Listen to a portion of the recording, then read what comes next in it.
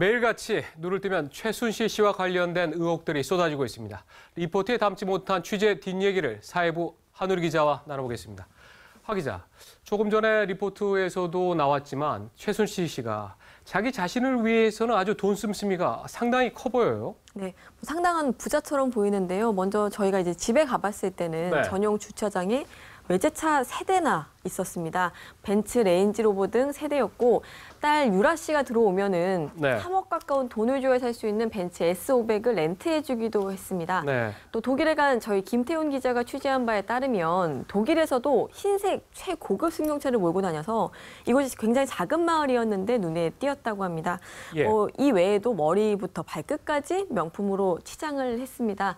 다음 영상을 보시면 최 씨가 신사동 샘플실에 올 때마다 다른 가방을 들고 옵니다. 그리고 가방도 한 개가 아니라 매번 2개씩 명품으로 들고 왔습니다. 그래서 2개 중에 조금 더 싼 듯한 가방은 대통령 옷과 관련된 서류나 영수증을 꺼내곤 했고 자신이 가지고 있는 에르메스 최고급 가방에서는 지갑이나 핸드폰 같은 자신의 물품을 꺼내는 모습을 볼 수가 있습니다.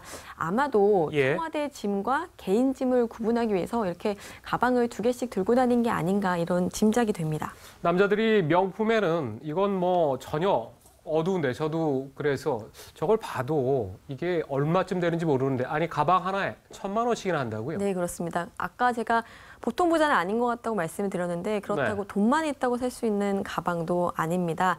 에르메스에 가면 자신이 에르메스 제품을 많이 사용한다는 그 경력을 보여줘야 됩니다. 유행하는 가방을 보려고 그냥 가서 이거 얼마입니까 하면은 직원들이 이 사람이 돈이 없이 그냥 본다고 생각을 하고 물건이 없다라고 대응을 한다고 합니다. 이 때문에 에르메스 시계나 가방을 지니고 가야 이 사람은 재력이 된다라고 생각하고 물건을 내주는 겁니다. 그러니까 최 씨는 그랬다는 거죠. 이 외에도 어제도 그 패딩을 보여드렸는데 이게 수백만 원짜리 패딩이었습니다. 다음 영상을 보시면요. 지금 입고 있는 거는 몽클레어 패딩이고 던진 거는 캐나다 구스입니다. 마크가 하나 좀 보였어요, 좀 전에. 둘 다 그 마크로 유명한데 이 브랜드 2개 다 한국에서 선풍적인 인기를 끌었고 비싼 값 때문에 더 유명해졌습니다.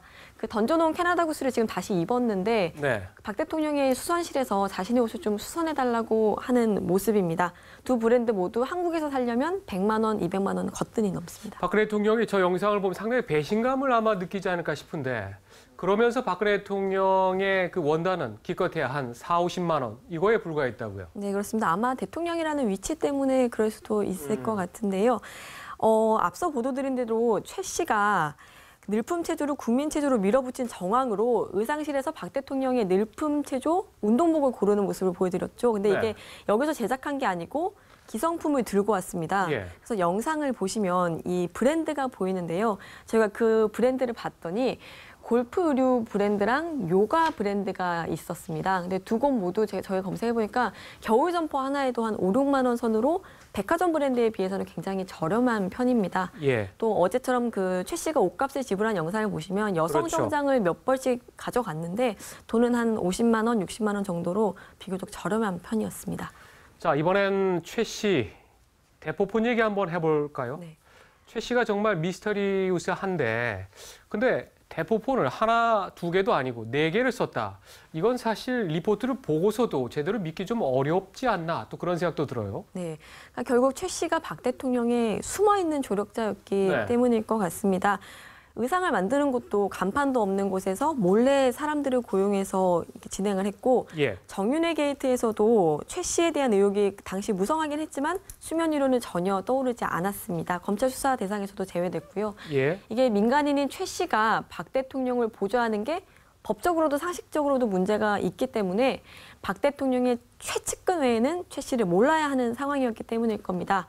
하지만 또 최 씨가 박 대통령을 위해서 활동을 하려면 청와대 관계자나 박 대통령과 연락을 주고받을 수밖에 없지 않습니까? 그러니까 본인도 그 민감성을 알았다는 거죠. 그렇죠.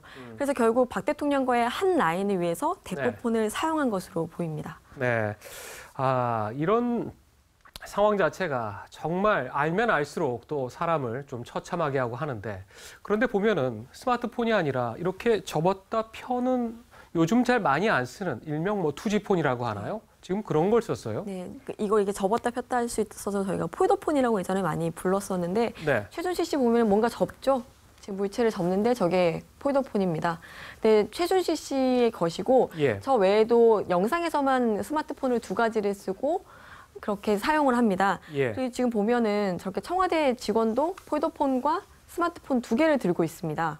이게 보통 청와대 직원이나 국정원 직원들이 개인용으로는 스마트폰을 쓰고 이제 공용으로는 폴더폰을 쓰는데 이게 인터넷이 안 되니까 해킹 보안 위험에서 벗어날 수 있기 때문에 썼던 겁니다. 최근에는 다시 스마트폰을 쓰고는 있는데요. 예. 그러니까 최 씨도 이런 구형 전화기를 가지고 정부 관계자와 연결을 한 것으로 보이고요. 아하. 특히 박 대통령과 한 라인이 있었다고 최 씨 측근이 말했는데 이거에 구형 폰을 좀 쓴 게 아닌가 싶습니다. 그래서 검찰이 이 부분을 수사를 해야 하는데 대포폰이고 또 이제 정부 관계자들과 연락을 한 증거니까요. 예. 이미 최 씨가 독일에 있고 이 폰들을 다 폐기했을 가능성이 높아서 그 통신 내역을 찾기는 조금 어려울 것 같습니다. 네. 한우리 기자가 지금 며칠째 특종하고 있는데 내일도 나와서 또 시청자들에게 알릴 만한 특종 가지고 있는 거죠? 네, 저희 준비해서 내일 다시 뵙겠습니다. 알겠습니다. 내일 또 보도록 하겠습니다. 자, 수고했습니다.